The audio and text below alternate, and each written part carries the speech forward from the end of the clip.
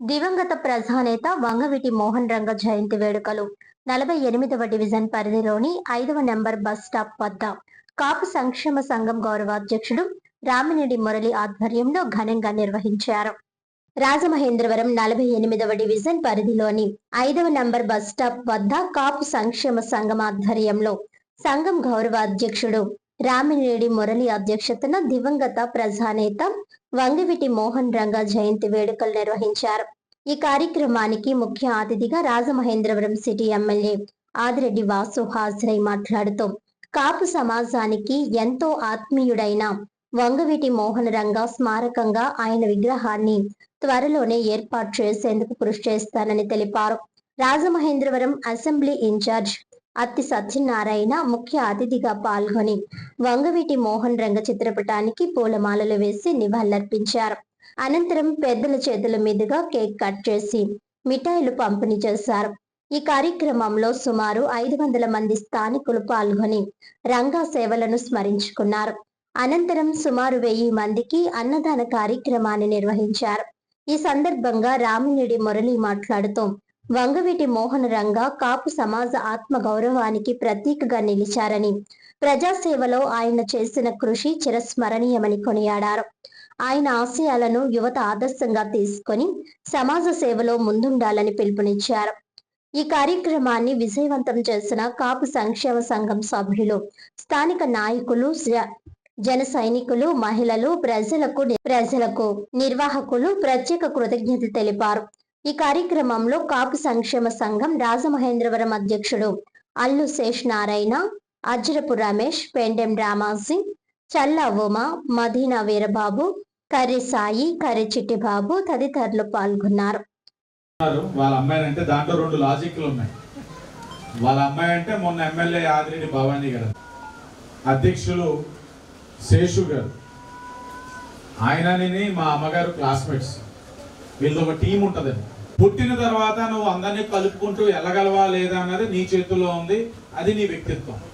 ఆ మంచి వ్యక్తిత్వంతో, మంచి ఆలోచనతో అన్ని సామాజిక వర్గాల్ని కూడా కలిపి ఒక తాటి మీదకి తీసుకొచ్చి నివసిస్తున్న ప్రాంతంలోని మత సామరస్యాన్ని ప్రతిబింబించే విధంగా మనం పని చేయాలన్న ఆలోచనతో ముందుకెళ్తున్న రమేష్ గారికి మనస్ఫూర్తిగా వేదిక ద్వారా అభినందనలు తెలియజేస్తూ, విచ్చేసిన రంగా గారి యొక్క వ్యక్తిత్వం కానీ, ఆయన యొక్క నైజం కానీ, ఆయన పోరాట పటిమ కానీ, వీటన్నిటిని కూడా మనం కొత్తగా చెప్పనవసరం లేదు. ఆయన ఎంత గొప్పగా జీవించారనడానికి రాష్ట్ర నలుమూలన కూడా ఆయన యొక్క విగ్రహాల్ని ఆవిష్కరించుకోవాలన్న ఒక ఆలోచన వస్తున్న పరిస్థితులు మనం గుర్తు చేసుకుంటే ఆయన యొక్క జీవితం ఎంతమందికి ఆదర్శప్రాయం అన్నది మనం అర్థం చేసుకోగలం. ఆయన యొక్క సామాజిక వర్గంలో పుట్టిన ప్రతి ఒక్కరికి నేను కోరేది ఒకటే, ఆయన యొక్క విగ్రహాన్ని ప్రతిష్ఠించాలన్నది అన్ని సామాజిక వర్గ సభ్యులు కూడా కోరుకుంటున్నారు, ఆశిస్తున్నారు. అవకాశం వస్తుందేమో అని ఎదురు చూస్తా ఉన్నారు. అలాంటి సామాజిక వర్గంలోనే మనం పుట్టాము. అలాంటి మహనీయుల్ని మనం మాట్లాడుకోగలుగుతా ఉన్నాం ఆయన జీవితాల గురించి. అలాంటి వ్యక్తుల ఒక ఆశయాన్ని మన భవిష్యత్ తరాలకు కూడా తెలియచేయాలి అనుకోవడం మన అందరి ఒక అదృష్టం. తప్పకుండా ఆయన యొక్క ఆశయాల్ని భవిష్యత్ తరాల వారికి తెలియచేయాలి, తీసుకువెళ్ళాలి. ఆయన పోరాట పటిమ ఏదైతే ఇందాక రామినేడి మురళి గారు చెప్పుకున్నారో, ఆయన సామాజిక వర్గం కోసం లేదా ఆయన జాతి కోసం పోరాడాల. బలహీన వర్గాల ఒక అభ్యున్నతి కోసం పోరాడి జీవితాంతం పోరాడుతూనే ఉన్నారు. కాబట్టి అలాంటి ఒక స్ఫూర్తినిచ్చే అంశాన్ని మనం కూడా తీసుకొని ముందుకు తీసుకెళ్లాల్సిన అవసరం ఉంది. 1986 డిసెంబర్ 26న వంగవీటి మోహన్ రంగా గారిని గాంధేయవాదంతో నిరాహారదీక్ష చేస్తున్నటువంటి వ్యక్తిని అతి దారుణంగా, అతి కిరాతకంగా చంపడం జరిగింది. కానీ వంగవీటి మోహన్ రంగా గారు నిరాహారదీక్ష చేస్తున్న ఆ రోజుల్లో కాపుల గురించి కాదు, కానీ కాపులు వాడని, కాపులు ఆరాధ్య చేయమని ఒక ముద్ర వేశారు. కానీ కాపుల గురించి నిరాహారదీక్ష చేయలేదు. ఆయన బడుగు బలహీన వర్గాల కోసం నిరాహారదీక్ష చేస్తుండగా, ఆ రోజు ఉన్నటువంటి గవర్నమెంట్ మీద యాంటీగా నిరాహారదీక్ష చేస్తుండగా ఆయన్ని పట్టణ పెట్టుకోవడం జరిగింది. ఆ రోజు జరిగిన కార్యక్రమాల్లో ఉవ్వెత్తిన రాష్ట్రం అంతా ఉవ్వెత్తిన ఎగిసిపడి 28 రోజులు కర్ఫ్యూ విధించడం జరిగింది. అంత కర్ఫ్యూ జరిగి ఆ స్థాయికి వెళ్ళినటువంటి నాయకుడు ఆ స్థాయిలో కర్ఫ్యూ జరిగినట్టు జయాంధ్ర ఉద్యమంలో కూడా నేను కర్ఫ్యూ రాలేదు విజయవాడ నగరంలో. కానీ ఆయన్ని చంపేసిన తర్వాత అంతటి ఉద్యమం వచ్చింది, ఆయన అందరూ గుర్తించడం జరిగింది. అదేవిధంగా ఆయన లేని విగ్రహం కానీ ఆయన లేని ఊరు కానీ ఈరోజు లేదు. అంత పేరు ప్రఖ్యాతలు రావడం అంటే బడుగు బలహీన వర్గాల కోసం ఆయన చేసినటువంటి త్యాగం అటువంటిది. ఎస్సీలకు ఇవ్వడం జరిగింది మా సంఘం తరఫున. ఎందుకంటే ఈ రాజమండ్రిలో ఒక ఐక్యత తీసుకురావాలి. అన్ని డివిజన్ 36 డివిజన్లో కమిటీలు వేయడం జరిగింది. ఆ అన్ని డివిజన్లో కూడా అన్ని కులాలని కలుపుకొని, ఎందుకంటే కాపులు అంటే కొంచెం మిగతా కమ్యూనిటీ దేశం భావాలు ఉంటాయి, అది ఉండకూడదు, అందరినీ కలుపుకుని వెళ్ళాలి. ఎక్కడో కాదు, రాష్ట్రంతో కాదు, ఈ రాజమండ్రిలో అది చెయ్యాలనే ఉద్దేశంతో ముందుకెళ్తున్నాం. ఉన్న రంగా అభిమానులకి, అన్ని కులాల వారికి, అన్ని మతాల వారికి వీళ్ళందరినీ ఏకం చేసి ఒక చోటకి చేర్చిన శ్రీ అద్దరపు రమేష్ గారికి, ఈ కార్యక్రమం నడిపిస్తున్న శ్రీ గండిపూడి సురేష్ గారికి, వీళ్ళందరూ కూడా నమస్కారాలు తెలియజేస్తూ, నేను ఎక్కువగా మాట్లాడడం ఈరోజు మీరు ఏదైతే కార్యక్రమం మొదలుపెట్టి చేస్తున్నారో ఇది సాధారణంగా ప్రతి వార్డులోనూ ప్రతి సంవత్సరం కూడా ఈ కార్యక్రమాలు చేయాలి. ఎమ్మెల్యే గారు ఈ విగ్రహానికి కావాల్సిన స్థలాన్ని, దాని పర్మిషన్ అన్నీ ఆయన చూసుకుంటున్నారు. దానికి అవసరమైనది ఏమన్నా ఉన్నా సరే మా సంక్షేమ సంఘం తరఫున మేము కూడా సహాయం చేస్తారు. మా గౌరవాధ్యక్షులు చెప్పినట్టుగానే మేమందరం కూడా ఇక్కడే కాదు, ఏ వార్డులో ఏం చేస్తున్నా కూడా మేమందరం కూడా మీకు అందరూ సహాయ సహకారం అందిస్తామని తెలియజేస్తూ ఈ అవకాశం మీ అందరూ కూడా పెట్టాం. ముందు వరకు కాపు సోదరులందరూ, నేను ఎస్సీ అయినా నాకు ఎక్కువగా కాపు సోదరులతోటే ఉంటాను ఎక్కువగా నాకు. అంటే అలాగైతే ఎస్సీ సోదరులు కూడా నాతోటే ఉంటారు. అందరూ కలగట్టుకొని తీసుకెళ్లాలన్న జయంతోటే మన రామినేని మురళి గారు చెప్పినట్టు అందరూ ఇక్కడ క్యాస్ట్తో పని లేదు, క్యాస్ట్ చూడవలసిన అంత అవసరమో లేదు. నా ప్రయత్నంగా అందరూ సోదరభావంగా వెళ్ళాలని నా ప్రయత్నం. ఈ కార్యక్రమం పెట్టడం వల్ల ఎవరినైనా నొప్పించుంటే మన్నించాలి. కొంతమంది ఫీల్ అవుతున్నారు, ఈడేటి మన కాపు సంఘం సంబంధించి చేయడం ఏంటని. మీరు ఎవరు కలవట్లేదని కలపాలని నా ప్రయత్నం.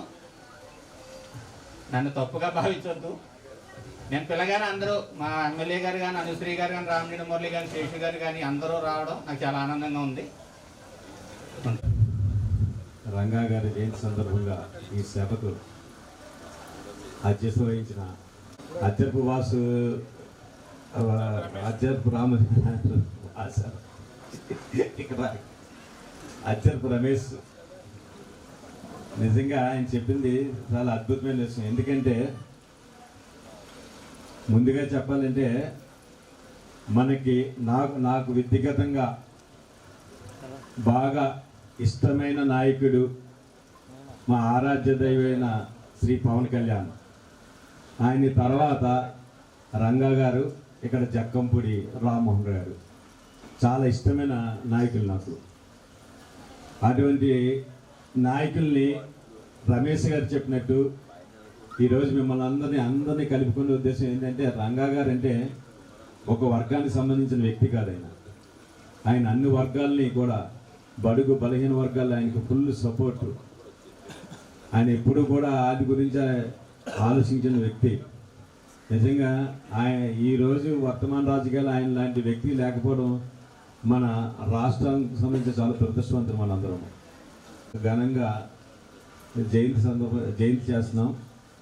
అంతేకాదు రామినేని మురళి గారు చెప్పినట్టు నిజంగా ఒక సంఘ అధ్యక్షులు అయ్యి ఉండి ఆయన కాపులకి కాకుండా మిగతా అందరికీ కూడా, బీసీ ఎస్సీ ఎస్టీ వాళ్ళందరికీ కూడా ఆయన స్కాలర్షిప్ ఇచ్చి చదివించడం నిజంగా మంచి సౌరభం సార్.